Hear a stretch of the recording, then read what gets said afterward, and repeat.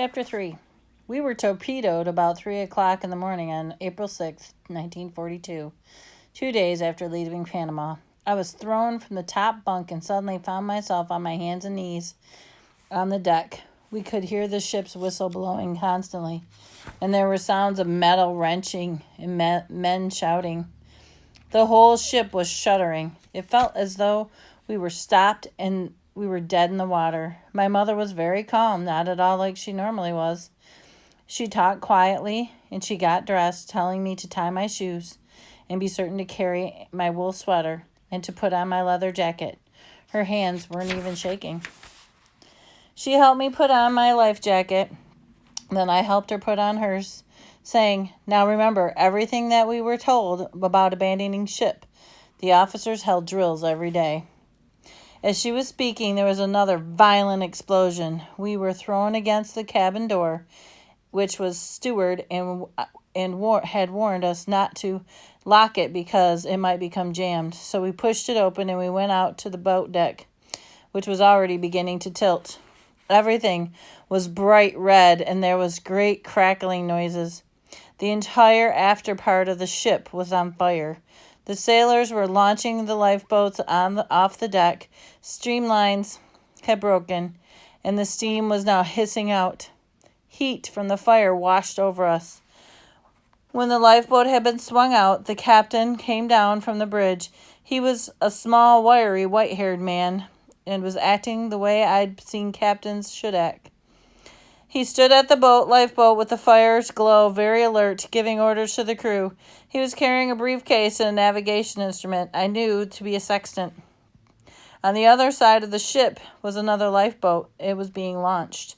Near us, 2 sailors with axes were chopping lines, and 2 big life rafts plunged towards the water, which looked like black except for the pools of fire around them burning the fuel oil. The captain shouted, "Get a move on, passengers! Into the boats!" Tins of lubricating oil and afterholds that ignited were exploding everywhere, but the ones forward had not been exposed to the fire. The sailor grabbed my mother's hand and helped her in, and I felt myself being passed through the hands of the sailor to the boat. The other passengers helped in, and someone yelled, "Lower away!" At that moment, the Hato lurched heavily, and something happened to the boat, and it fell. The bow tilted downward, and the next thing I knew, we were all in the water. I saw my mother near me, and I yelled to her. Then something hit me from above. A long time later, 4 hours, I was told, I opened my eyes to see blue sky above me. It moved back and forth. I could hear the slap of the water. I had a terrible pain in my head. I closed my eyes again, thinking maybe I was dreaming. Then a voice said, "Young boss, how you feeling?" I turned my head. I saw a huge, very old Negro sitting on the raft near me. He was ugly. His nose was flat and his face was broad. His head was a mass of wiry gray hair. For a moment, I could not figure out where I was or who he was. Then I remembered seeing him working on the deck with the gang on the Hato. I looked around for my mother, but there was no one else on the raft. Just this huge Negro and myself, and a big black and gray cat that was licking his haunches. The Negro said, "You are the most terrible crack on the head, young boss. A strong back glance, off in your head. And I hurled you on this raft, I did." He crawled over towards me. His face couldn't have been blacker, and his teeth couldn't have been whiter. They made an alabaster trench in his mouth, and a pink-purple lips peeled back over them like a conch shell. He had a big welt like a scar on his left cheek. I knew he was West Indian. I had seen many of them in Willemstad, but he was the biggest one I had ever seen. I sat up asking, "Where are we? Where is my mother?" The Negro shook his head with a frown. "I true believe your mother be safe in around the raft like this, or maybe they hurt her on the boat. I do believe that." He smiled at me, his face becoming less terrifying. As to our very location, I must be guessing we be somewhere around the Cay. Somewhere. Be maybe 15 and attitude 80 long. We should have passed them. To that most treacherous torpedo split the very hull. 2 minutes down the most. I looked all around. There was nothing but blue sea, occasional patches of orange and brown seaweed. No sight of the Hato, or the other rafts, or the boats. Just the sea, and a few birds that wheeled over us. That lonely sea, that sharp pains in my head, and the knowledge that I was there alone with a black man instead of my mother made me break into tears. Finally, the man looked at me from bloodshot eyes. Now, young boss, I won't feel like that my own self, Timothy. But 'twould be no particular use to do that, eh? His voice was rich with calypso, soft and musical, the words rumbling off like velvet. I felt a little better, but my head sure didn't feel good. He nodded towards the cat. This is Stu-Cat, the cook's cat. He climbed on the raft, so I had no heart to throw him off. Stu was still busy licking. He got all of the oil over himself from the water. I looked closer at the black man. He was extremely old. He seemed powerful, though. His muscles rippled with the ebony in his arms and around his shoulders. His chest was thick. His neck was the size of a small tree trunk. I looked at his hands and his feet. The skin was alligatored and cracked, tough from the age and walking barefoot on the hot decks and the schooners and the freighters. He saw me examining him, gently saying, Put your head back down, young boss, and rest it a while longer. Don't look at the right sun. It is too powerful.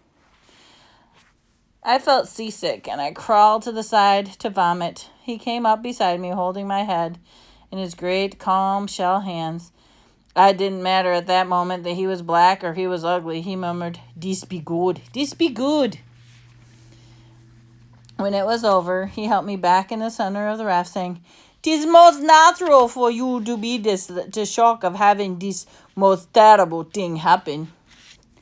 I then watched as he used the powerful arms and hands to rip up boards on the outside edges of the raft. He pounded them back together on cleats, forming two triangles. Then he jammed the bases into the slots between the raft boards. He stripped off his shirt and his pants and demanded mine. I didn't know what he wanted. He wanted my leather jacket and my sweater, but soon we had a flimsy shelter from the burning sun. Crawling under to sprawl beside me, he said, "We have to rare good luck, young boss. The water keg did not bust when the raft launched. As we have biscuits and some chocolate and some matches, 'tis in a dry tin, so we have rare good luck, young boss." He grinned at me then. I was thinking back at our luck was not that good. I was thinking about my mother in the other boat or the raft, not knowing at all if I was all right. I was thinking about my father back in Willemstad. It was terrible not to be able to tell him that where I was. He'd have boats and planes out within hours. I guess the Negro looked at my face. He said, "Do not despair, young boss. Someone will be finding us. Many schooner go by this way, and this also be the ship track to Jamaica and on." After a bit, lulled by the bobbing of the raft and by the soft, pleasant sound of the sea against the oil barrel floats, I just went to sleep again. I was very tired. My head still ached. The piece of timber must have struck a glance the blow of my left side of my head. Then I next awakened in the late afternoon, when the sun had edged down towards the breeze across us, and it was cool. I felt hot and pain. The pain had not gone away. The Negro was sitting with his back towards me, humming something in calypso. His back was a great black wall of flesh, but I saw cruel scar marks all along his shoulder. I asked, "What's your name?" Hearing my voice, he turned around with a wide grin. "Ah, you're back with me. It's been lonesome the very hours." I repeated, "What's your name?" "Me own self, I'm Timothy." "Your last name?" He laughed. "I have but one name. 'Tis Timothy." "Mine is Philip Enright, Timothy. My father had always taught me to dress and look at people in the eye and address adults as Mr. But Timothy didn't seem like a mister. Besides, he was black. He said, I knew a Philip who fished out of the St. John, but an outrageous man he was. He laughed deep inside himself. I asked him for a drink of water. He nodded agreeably, saying, Descend du patch. He lifted a hinged section of the floor and drew out the keg. It was about 2 feet long. There was a tin cup lashed to it. Careful not to spill a drop, he said, This best we have only an outrageously small amount, just enough to wet the tongue. Why? I asked. That's a large keg. He scanned the barren sea. Then he looked back at me with his old growing remote. The large keg have a way of losing its very size out here. You said we would be picked up soon, I reminded him. Ha, yes, he said instantly, but we mustn't be wise about what we have. So I drank a tiny amount of water, and he'd poured out and asked for more. He regarded me silently for a moment, and then his eyes squinting, a very little more, young boss. My lips were parched, and my throat was dry. I wanted the whole cup. Please fill it up, I said. Timothy only threw in a few drops at the bottom. That isn't enough, I complained. I felt like I could drink 3 cups of it, but it pressed the wooden stopper firmly back into its place, ignoring me. I said, I must have water, Timothy. I'm very hot. Without answering me, he opened the trap door, secured the keg again, and that was that. I began to learn this stubborn old man was very stubborn, and I began to dislike Timothy. Young boss, he said, coming back under the shelter. Maybe before the night a schooner will pass this way, and if that happens, you may drink the whole keg. Maybe a tuna will pass by this way, so we mustn't make our water last. I said defiantly, a schooner will find us, and my father has ships looking out for us. Without even glancing at me, he answered, True, young boss. Then he closed his eyes and would not speak to me anymore. He just sprawled out on a mound of silent black flesh. I could not hold my tears back. I'm sure he heard me. But he didn't move a muscle. His face. Neither did he look up when I crawled out from under the shelter to get as far away from him as I could. I stayed on the edge of the raft for a very long time, thinking about home and rubbing Stu Cat's back. Although I hadn't thought so before, I was now beginning to believe that my mother was right. She didn't like them. She didn't like it when Henrik and I would go down to St. Anna's Bay near the schooners, but it was always fun. The black people would laugh at us and toss us bananas and papayas.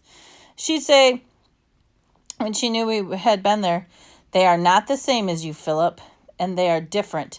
And they live differently, and that's the way it must be.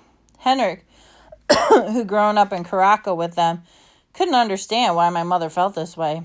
I yelled over at him, You're saving all that water for yourself. I don't think he was asleep, but he didn't answer me.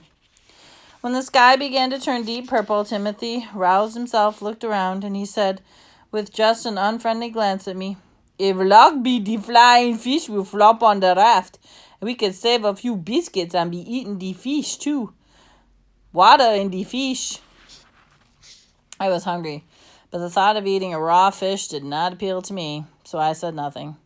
Just before dark, they began skimming across the water, their short wing-like fins taking them on flights of 20 to 30 feet, sometimes more. A large one shot out of the water, skimmed towards us, and slammed onto the raft flooring. Timothy grabbed it and shouted happily. He rapped its head with his handle of his knife and tossed it beneath the shelter. Soon another one came aboard, not so large. Timothy grabbed it too.